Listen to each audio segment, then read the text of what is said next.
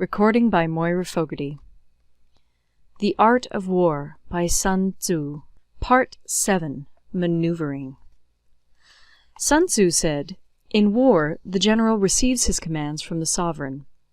Having collected an army and concentrated his forces, he must blend and harmonize the different elements thereof before pitching his camp.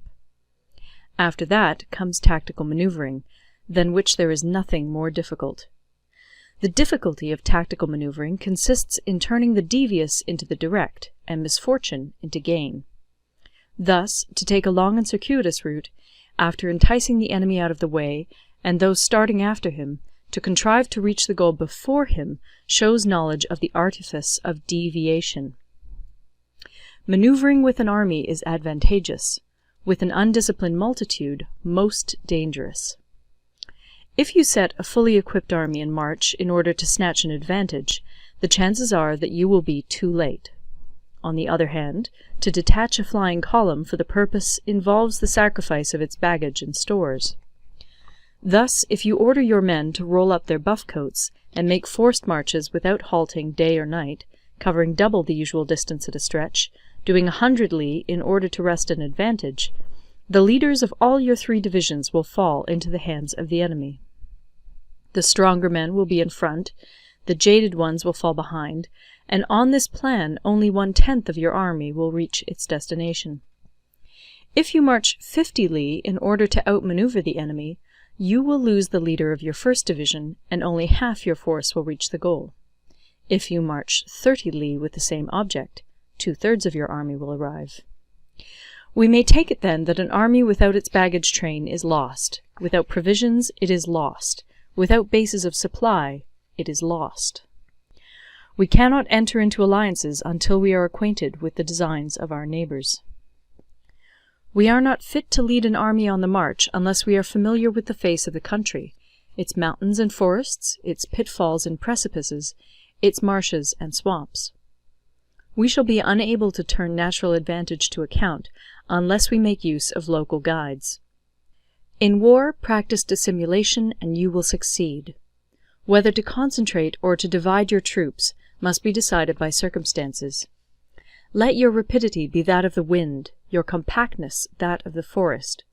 In raiding and plundering be like fire, in immovability like a mountain. Let your plans be dark, and impenetrable as night, and when you move, fall like a thunderbolt. When you plunder a countryside, let the spoil be divided amongst your men. When you capture new territory, cut it up into allotments for the benefit of the soldiery. Ponder and deliberate before you make a move. He will conquer who has learnt the artifice of deviation. Such is the art of maneuvering. The Book of Army Management says, "On the field of battle, the spoken word does not carry far enough. Hence the institution of gongs and drums. Nor can ordinary objects be seen clearly enough. Hence the institution of banners and flags. Gongs and drums, banners and flags, are means whereby the ears and eyes of the host may be focused on one particular point. The host thus forming a single united body, it is impossible either for the brave to advance alone, or for the cowardly to retreat alone. This is the art of handling large masses of men. In night fighting, then, make much use of signal flyers and drums, and in fighting by day, of flags and banners, as a means of influencing the ears and eyes of your army. A whole army may be robbed of its spirit. A commander-in-chief may be robbed of his presence of mind. Now, a soldier's spirit is keenest in the morning, by noonday it has begun to flag, and in the evening his mind is bent only on returning to camp. A clever general, therefore, avoids an army when its spirit is keen, but attacks it when it is sluggish and inclined to return. This is the art of studying moods. Disciplined and calm, to await the appearance of disorder and hubbub amongst the enemy. This is the art of retaining self-possession. To be near the goal, while the enemy is still far from it, to wait at ease while the enemy is toiling and struggling, to be well fed while the enemy is famished. This is the art of husbanding one's strength.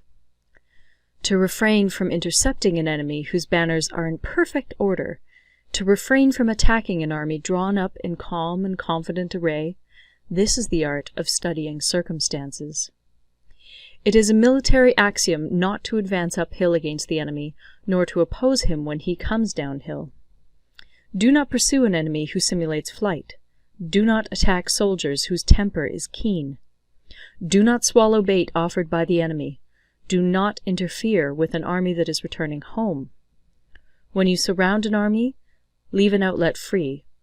Do not press a desperate foe too hard. Such is the art of warfare. End of Part 7. Part 8. Variation in Tactics. Sun Tzu said, "In war, the general receives his commands from the sovereign, collects his army, and concentrates his forces. When in difficult country, do not encamp. In country where high roads intersect, join hands with your allies. Do not linger in dangerously isolated positions. In hemmed-in situations, you must resort to stratagem.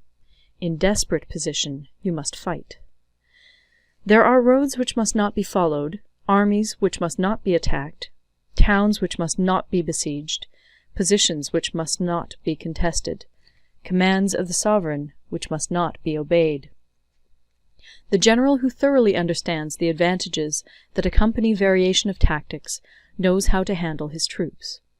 The general who does not understand these may be well acquainted with the configuration of the country, yet he will not be able to turn his knowledge to practical account. So, the student of war who is unversed in the art of war of varying his plans, even though he be acquainted with the 5 advantages, will fail to make the best use of his men. Hence, in the wise leader's plans, considerations of advantage and of disadvantage will be blended together. If our expectation of advantage be tempered in this way, we may succeed in accomplishing the essential part of our schemes. If, on the other hand, in the midst of difficulties we are always ready to seize an advantage, we may extricate ourselves from misfortune. Reduce the hostile chiefs by inflicting damage on them, and make trouble for them, and keep them constantly engaged. Hold out specious allurements, and make them rush to any given point. The art of war teaches us to rely not on the likelihood of the enemy's not coming, but on our own readiness to receive him, not on the chance of his not attacking, but rather on the fact that we have made our position unassailable.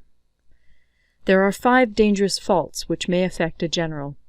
1. Recklessness, which leads to destruction.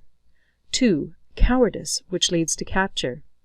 3. A hasty temper, which can be provoked by insults. 4. A delicacy of honor, which is sensitive to shame. 5. Over-solicitude for his men, which exposes him to worry and trouble. These are the 5 besetting sins of a general, ruinous to the conduct of war. When an army is overthrown and its leader slain, the cause will surely be found among these 5 dangerous faults. Let them be a subject of meditation.